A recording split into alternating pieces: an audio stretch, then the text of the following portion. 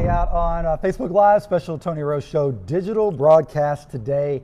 A place I've been wanting to get to for a while, especially during the holiday season. And our guest today was on the show just yesterday talking about Christmas safety. And I said, how about I come over to your place and visit today? We're at the Bowling Green Fire Department. Marley Bowen. Hey, dear, how you doing? Good to see you. How are you? Good to see you. Thanks for having us over today. Thanks for coming over. Yeah, and some of the It's kind of different for you. This is freaking me out a little bit, you know. Yeah. I don't know if you know this or not, but see, my first calling in life was paramedic. Yeah, we've kind discussed of in this. this firefighter world out there. But for the folks who don't know, my very first calling in life, I was an EMT, the Auburn Ambulance Service in the mid-90s, and I was going to be a paramedic.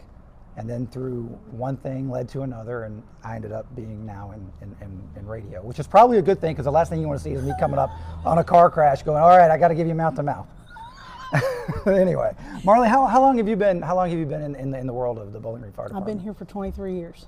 23 years. Yep, I'm like the old lady down here now. How did you get into that? How did it happen? You know, actually I worked up at City Hall in the Housing and Community Development Department, and I had met the chief and the fire marshal, and my goal early in life was to be a teacher. I really like working with kids, and I didn't pursue that in school. And so the chief found out about that, and he discussed it with me about coming down here when they had an opening for the fire safety educator. Right. So I got the job, started teaching kids, anybody that'll listen pretty much. Right. I'm going to teach them about fire safety. And then a couple years after that, they started giving me the media relations job. So I had to kind of get thrown into the fire with that one, and deal with people like you all the time, you know, so which is good. That's good. You and I have fun. A lot of people may not know this, but we're actually here right in downtown Bowling Green, here off of Fairview.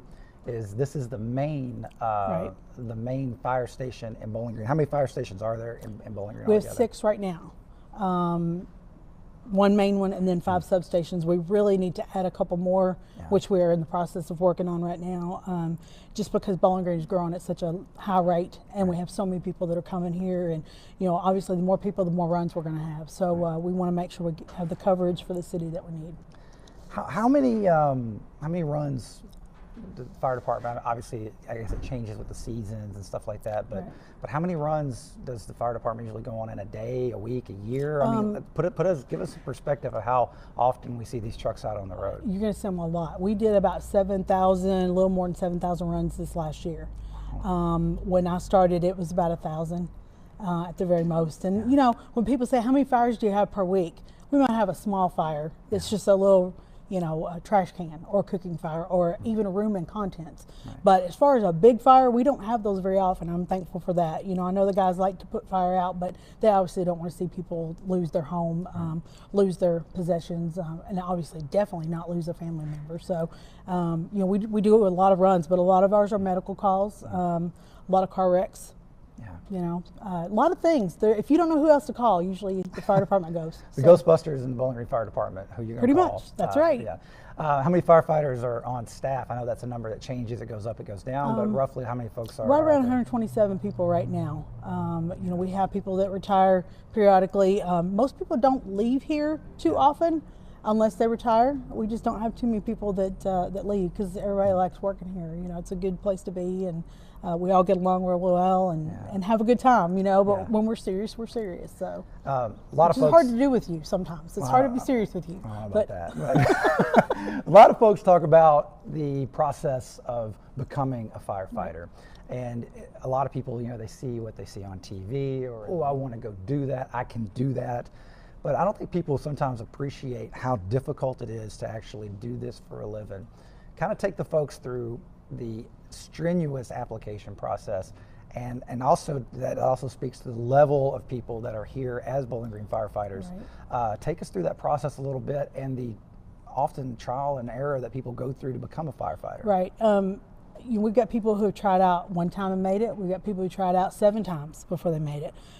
You take a written test, fill out your application first, obviously. Then you take a written test, which is usually we lose about half of the applicants on that written test.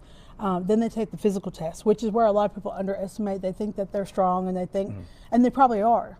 But the test itself is very strenuous, and there's a lot more to it than people realize, which is why we have practice sessions before, and they can kind of work on that. Most men do not have the leg strength that they need. Most women don't have the upper body strength. So that's some of those things that I usually try to tell people. Make sure that you work on both. Right. No, not just one, but work on both. And then so guys, you heard it here first. You never skip leg day. Never skip leg day. I know that stinks, but you gotta do leg day. So and you do the physical test. If you get through that, then you've got other things you have to do, like a psychological exam, a doctor's exam. We're looking for make sure you're not on any kind of medication that would interfere with your ability to do the job. Right. You do a lie detector test. Well, let me ask you this, Marley. How many folks out there try to be firefighters and get it and get through the application process on the first try? Not many. Not many. Because you never hear, oh, I got through on the first try. There's a few here. Yeah. There are some here. Yeah. But no, I don't have a percentage. I would hate to even take a guess, but it's not as high as people would think. A lot of people will think, oh, I've got this, I've done this, I've got this certification. That's great. We want you to have that. Right. But there's more to it. You got to do an interview. A lot of times you don't interview well. You might be the greatest firefighter ever if you got here, but you just can't get through the interview process, and that makes it a little harder on people. We're here today, special digital broadcast for the Tony Rose Show from the Bowling Green Fire Department. Their main station right here in Bowling Green, their main station right off of Fairview Avenue. A lot of people come by and they see the historical vehicles and stuff in the windows and everything. What do people, when they're passing through and they're on Fairview, what are they actually looking at in there inside the showroom, if you will? It's the administrative building where most of the offices are, and that's one of our old trucks. We've had it since it was new. It's a 1931 pumper. We use it for parades sometimes. We have one of our firefighters did most of the restoration work on it. He had some help from other people here. But they fully restored the thing. When I started here, it was really rusty and the painted faded. It was kind of a pinkish red color instead of bright red. We kind of made that area of the lobby of the admin building a museum type area. Has an old alarm box. It's got a couple of other things that are kind of cool for people to look at. But it's a little scary when you're standing by the truck in that building and you're watching people drive by and they're looking at the truck and not where they're driving. That's a little scary. So I'm not sure that was such a good idea on our part. Yeah, because you guys are kind of on this island in the middle of the road. Right in the split of the road, and people. There's going to be a day when somebody just comes right in the front door. It's happened. It's happened. Not too often, thank goodness, but it's a little scary. My office is on the side of the building too, so I'm always thinking when I hear a horn blow, I'm like, oh, here they come. This may be the day. Right. This may be the day I get run over in my office. Well, of course, it is the holiday season, and one of the reasons why I wanted to come over here today and talk to Marley and all the folks here at the Bowling Green Fire Department, just what we were talking about yesterday. This, unfortunately, is a very busy time of year for the Bowling Green Fire Department and your volunteer services out there, or whatever county or city you're in watching this. Fire department business picks up during this time of season, and a lot of times it's for things that can be avoided. The first one starts right in the living room, and that's the Christmas tree. Right. If you're going to have a live Christmas tree, which most people enjoy, we all usually like that. You're going to have to go through a couple things when you go buy that tree just to make sure that it's not too dry already, because you don't want to have a dry tree in your living room. Because once it catches on fire, it goes up extremely quickly. People can YouTube that and they can see it. We've got it on our website. So you want to, when you go shop for that tree, you want to make sure that you take the limbs and bend them. Bend those needles, bend the limb. Make sure it doesn't break off. If it cracks or breaks, obviously that's a dry tree. You don't want that one, so move on to the next one. You want to make sure that when you give it a good shake that the needles don't fall off. If they're falling off, the tree is dry. It's another sign. So kind of look around, pick out a couple that you like and then see which one is the fresher tree. Then when you get it home, if you don't buy the one with the ball on it, that you're going to replant, you want to recut that trunk, maybe another couple of inches off. Put it immediately in water in the stand. Make sure you water it every day. That's something you and I talked about yesterday. A gallon of water a day is not unheard of for a tree. And the bigger the tree, obviously, the more it's going to drink. You just need to make sure that you put it in there, keep the water filled up. Even if you have to check it a couple times a day, go ahead and do that, because you want to make sure you've got plenty of water. And then once it's dry, take it down. I know that might be even before Christmas. Question. A lot of people want to leave their trees up through New Year, but if you have a fresh cut tree, good idea to go ahead and take it out to the curb on the 26th. Yep. And I know people don't like that. People want to carry Christmas over. You know, if you're going to do that, that's fine. But buy the tree later. Right. Don't buy it the day after Halloween, which I've seen here in town. And, you know, I just cringe when I see that. But we want you to be safe. We want you to have a great holiday.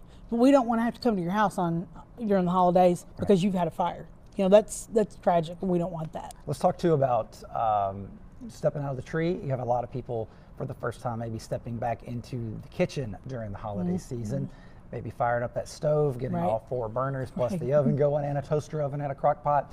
And the kids screaming. With the kids screaming in the background. A lot of things can happen in the kitchen too. What advice would you give the folks out there or what do you guys see when it comes to kitchen fires or kitchen accidents during the holiday season? Unattended cooking. That's the biggest thing. People get distracted. You know, they're cooking something on top of the stove, they get distracted, they walk over to see what little Johnny's into because he's screaming or he got too quiet, and they know when he gets quiet he's into something, you know. So they go check that. Yeah. Little Tony, you know, we could say that.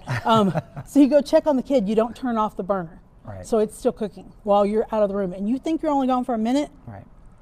Sometimes you're gone for 5 minutes. You don't want to have that going the whole time. So use timers. If you're cooking in the oven, use timers to remind you.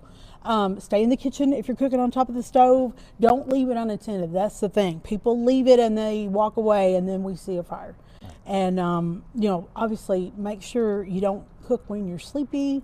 Right. If you've been drinking a little bit, if you've taken some medication. Driving and cooking, 2 things you don't mix alcohol. Right, exactly. Please don't. You know, that's usually what happens. Most of the fires you have in a kitchen are because of unattended cooking. So we want to make sure people pay attention to that. And like you said, a lot of people don't cook that much. They don't cook that volume during the year. And it gets a little hectic, it gets stressful. Keep the kids out of the kitchen. Have somebody else there watching your kid, you know, if they're a little one. You know, whatever you need to do, you just need to keep an eye on that. If you can't do anything else, go and buy the meal somewhere else and bring it home. Chambers with the Bowling Green Fire Department. I'm the Assistant Chief of Prevention. Just to remind you that during the holidays when you're installing your lighting, to make sure if you use a ladder, have a spotter. Make sure you don't fall off the ladder. Also, to keep in mind, you can only hook so many in a string, so many strands of lights in a string, and you can look on your box to make sure not to put too many of those together. And be sure to use approved extension cords and be safe. And with that being said, a little happier subject now. Let's talk about some things to put under the tree, artificial or live, that could help save your life in the long run. There are gifts out there that you can get at Walmart or at a booth fire and safety or at an office, you know, supply store, whatever it is. Some gifts that the fire department would endorse, things like fire extinguishers. Fire extinguisher, a smoke alarm. Maybe that has, we have ones here that have the 10-year battery. That way you don't have to worry about changing that battery twice a year. Ones that are carbon monoxide detectors and smoke alarms, ones that are electric and battery, those are great. And then those escape ladders. People don't think about that, but an escape ladder would be perfect. If you've got someone who sleeps upstairs, buy those escape ladders, throw them out in the room where the kid knows where they are. And then if they have to escape, they've got some way to get down that's more safe than them thinking. Most kids look at me and they'll say, well, can I tie my sheets together and make a rope? Like a prison break. Right. Yeah. And now I'm like, oh, no, don't do that. You know, they want to know what they can do. Kids are concerned about that kind of thing. So work with them. Give them a way out, you know, so that they understand. And have a plan with your family. Most people don't think about that. Have a plan with your family where they meet you outside, where they know where to meet. They know how to call 911, because if you are incapacitated, if you can't get out where your kid can, your kid might save your life by being able to call. But if they don't know what to do, then the whole family could be hurt. How many fire extinguishers should we have in the home? And also, what's the difference in fire extinguishers? Because I see some that are different colors. I see some with different warning labels on them. The best way you can to somebody who doesn't know anything about fire extinguishers, explain them to me. There are pictures on them. So even if you can't read, you can look at the pictures and tell. They're guide proof. You heard it here first. They're guide proof. You can make them guide proof. You know, you look at those pictures, there are basically 3 types of fire that most people will deal with. There are other types of fire, but those are chemical and things like that. A Class A fire is just plain old ordinary stuff like wood, paper, rubber, plastic, things like that. Stuff you find in a trash can. You can put water on that, put that fire out. You can also use a Class A fire extinguisher. The picture shows the trash can. Right. Okay. Gotcha. A Class B is like flammable liquids, like your grease fire on your stove, gas, paint. It has a picture of a gas can on it. Okay. That tells you can't use water on it. Right. Okay, but you could use a Class AB extinguisher on it. There are also Class ABC extinguishers, which is my favorite. Gotcha. C is energized electrical equipment. So if your microwave is plugged up and it catches on fire, it's energized electrical equipment. If you throw water on that, you're going to get zapped.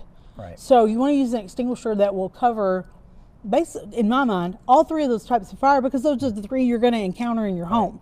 So I buy an ABC dry chemical extinguisher. You can get those at Home Depot, Lowe's, Walmart, Sears. You know, they're all over the place. You can find those and have at least one in your home. Right.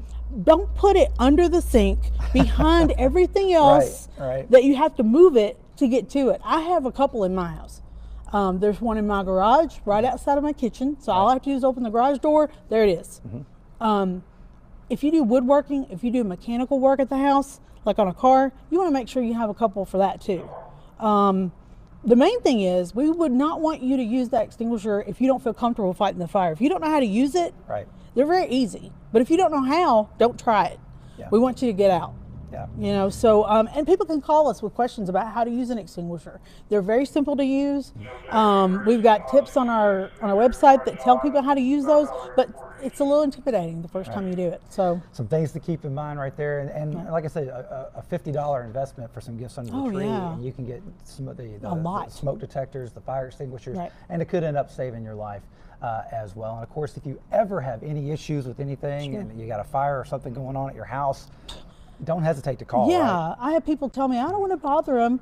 That's our job. That's what we're here for. If you needed an ambulance, if you needed a policeman, you wouldn't hesitate to call them. So don't hesitate to call us. And we would be glad to come over, take a look, make sure everything is safe, even if you think the fire is already out. We want to come over there. You know? You're the best. Yeah, there you go. Some tips to help save your life right there. Thank you, Marley, and everybody here at the Bowling Green Fire Department for having us out today for this special digital broadcast on the Tony Rose Show Facebook page. Again, don't ever hesitate. You can stop by if you see these firefighters out, pat them on the back, tell them thanks for what they do, especially during the holiday season, because they're out putting their lives on the line to help keep our lives and our families safe. So thank you again to the Bowling Green Fire Department, all the volunteer firefighters out there, whatever city or county you're in. Thank you guys so much for what you do out there, especially during the holiday season to keep us safe. So thanks for tuning into our digital broadcast from the Bowling Green Fire Department here on Fairview Avenue, right in Bowling Green, their main station. It's the Tony Rose Morning Show digital broadcast here from the Bowling Green Fire Department.